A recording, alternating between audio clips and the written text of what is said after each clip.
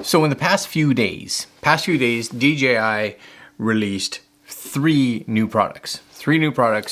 And if you're like me and you are on the YouTubes trying to check out all their gear, you can see that they've sponsored, without question, a lot of YouTube channels to give reviews.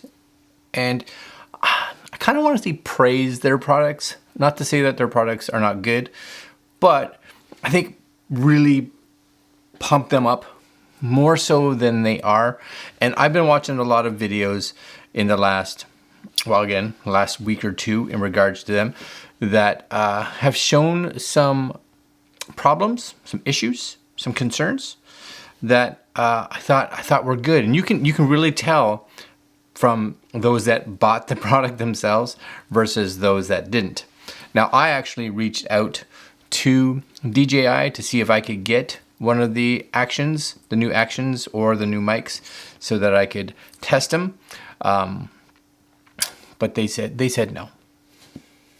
So you're getting this video because the reason that I wanted it, and it's not because I was like, oh, I want a free camera. I've got enough cameras. I've got enough action cameras that I'm super happy. I got enough microphones. I don't need another one.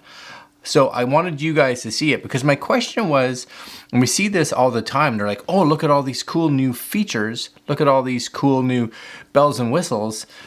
But really, is DJI innovating or are they just copying from other people? And not to say that that's kind of what companies do, but when you kind of pump it off as, look what we've done, you know, I get this little, Apple does it, and I get, you're all going to say it, hey, but you support Apple, and Apple's big on taking what's out there and making it better. Sure, but did these guys even really make it better? That's the question. So first off, the one that I did like the DJI Ronin 4D, this thing here. I do think that's cool, and I do think that's super kind of innovative, you know, putting it all together like that. Super neat. I do like that one. Ridiculously expensive for someone like me, but if you're someone shooting cinema and making money off this thing, it's an investment. It should be good. And I think we'll see further down the road if we continue to see people using this, because again, I find it really interesting that we see so many, you know, creators and influencers using this gear when it's given to them. And then when they have to give it back, do they go out and buy one? Because they loved it so much. Do they go out and buy it? My guess is no. You know, cool. Is it going to change? No. They like what they have. It does what they need, etc., etc. Does that one like strike the innovative box? Yeah, I'll give it that. That one I think so. Next one on the list, and this is the second one that they released, DJI Action 2. For those of you that have watched my channel, you've probably seen in this camera right here, this camera. And I love this camera. I love it. It has a purpose for me, and it's the Insta360 One R. And right now you'll see it actually has the 360 module on it. But it's kind of that whole similar idea as what the Action has got. So as you can see here, this has a little switch on it. You just kind of pull that and it separates, which is really easy. And this is put together by just like friction. So these just kind of fit in there, right? Now, what's neat about this is unlike the Action is really only waterproof when it's the main unit.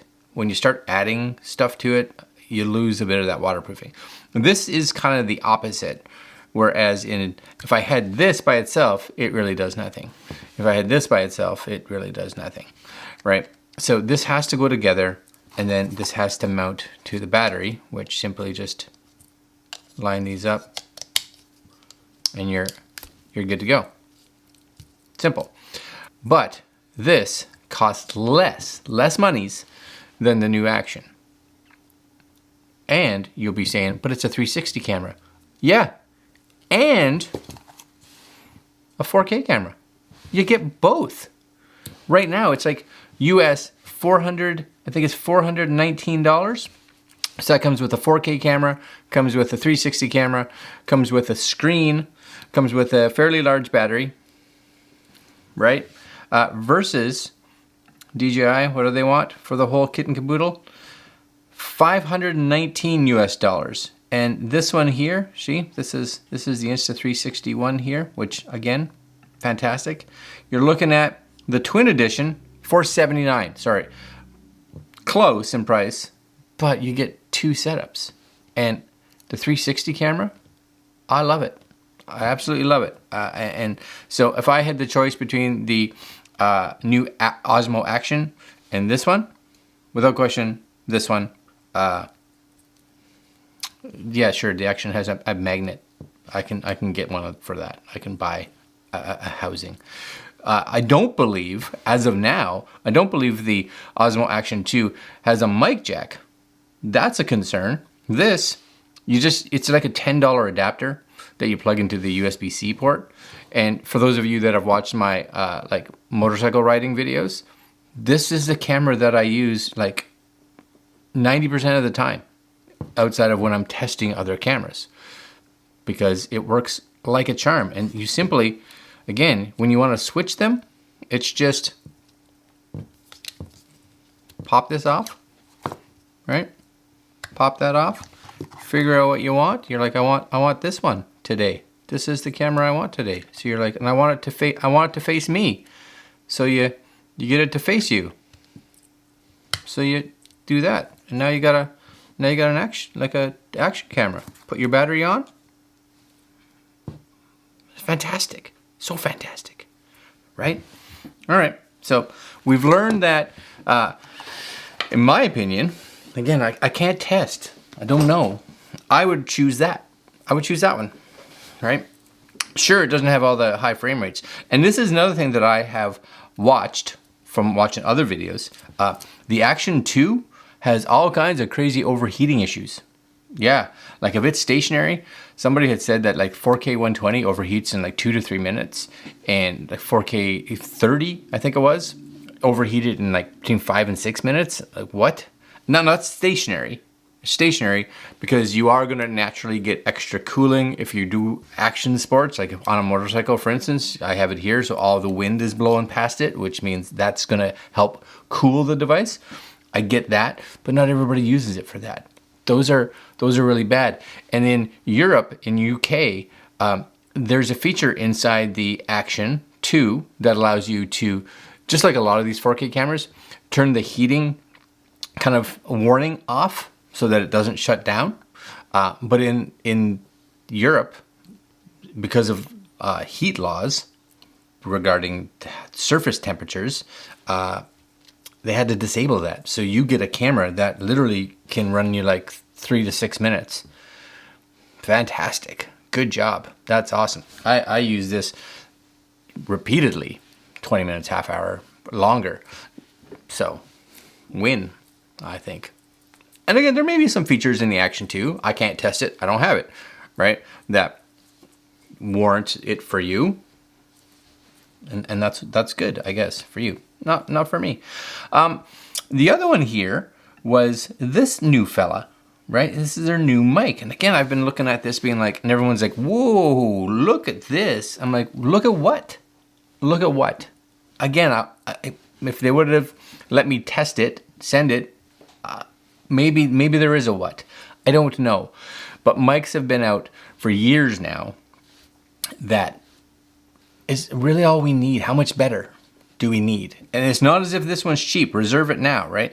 You reserve it now and it costs way more than it should, in my opinion. What is this? Reserve. It is $330. $330. So for less, and remember what this kind of looked like, right? You got this cool little case. It looks very similar to this. Very similar to this. Take the cable out. They got 4 lights on the front. This one's only got a single, right? Only a single. Oh, they have 2 transmitters and a receiver similar to this. Okay. Oh, it's a charging case, just like this is. Dual transmitters. Oh no, just like this. And this one's by a company called Holyland. And when this came out, this was the first one that I had ever tried that had this cool little box that had all the units inside it. It charged everything. These are fantastic. Whenever I go out somewhere that I know I may need wireless transmitters, I bring this. Because this one right now, Holyland, and this is Canadian, $359. So less than this. And it's not that I'm saying go buy a Holyland set of mics. What I'm saying is we're not seeing necessarily, in my opinion, that innovation that we're led on to believe that we're seeing, right? That's the thing. Marketing, I applaud all these companies that go marketing crazy, but it's out there already. It's out there. Now, the one thing this doesn't have that the DJI does have is this has internal recording. So that's kind of cool. I do like the fact that you can do internal recording on it. Very similar to these. And this is the Murphac audio. Now, they don't have internal.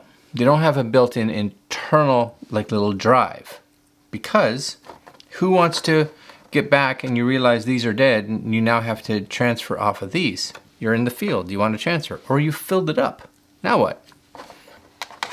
These ones here, these are just so you guys can see it. The Murphac WE10 Pros. These are the Pros. And again, they don't have the built-in internal storage, but they do have a micro SD card. So you can literally, because this is a transmitter, you can literally put an SD card in there, just pop that up on the table wherever you need it, hit record, and disappear, and that'll just record to itself, to that micro SD card. 5-star reviews. Five-star reviews. Yeah, and this is Murphac. Murphac is, I think their parent company is, I can't pronounce it, Gudson. Same guys that make the Motza stuff, so the gimbals and the tripods and the slide pod things. Right back there, see it? Right there, slide pod. Yeah, fantastic. Does the job. Now it doesn't have a cool charging case. So really the DJI, in my opinion, you mix this one and this one kind of together and you got it. So I just wanted to put this video out because they went on a marketing frenzy, DJI right now. Marketing frenzy.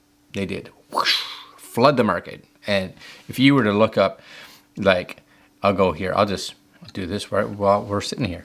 Go on the old YouTube, right? DJI Action 2. It's got the horsepower. Okay. It's complicated. There's the heating issue, right? Yeah. A complete modular redesign. Yeah, modular's been out there. Okay. Some of them are being honest. That's not bad. It's good, but not great. There you go. Differences. But I do believe like some of these probably have actually bought in it. Not as many out there as I thought, but they're out there because your standard big YouTubers have gotten a hold of this and have talked about it. Nice thing is this camera has been out now long enough, so reviewers like me have gotten a hold of it, even though I was like, I don't want to drop that much money on something I'm probably not going to use. What are your thoughts? Did you look at the new DJI gear and think, wow? Because not everybody is aware of what's already out there, especially from brands that may not have as much of a spotlight on them, you know? None of it really interested me. Not enough for me to buy it with my own monies. Outside of the Ronin 4D, but that's way too expensive. All right, guys, that's it. This is more of a ramble video. May have been too long. I don't know. You guys can forward through it if you want. But that's it. I'm out. Like, comment, share, subscribe. Let me know what you think about the DJI products that came out. Are they things that you are looking at buying, or are you willing to look at other manufacturers that aren't DJI that maybe have been doing this for longer? Later, guys.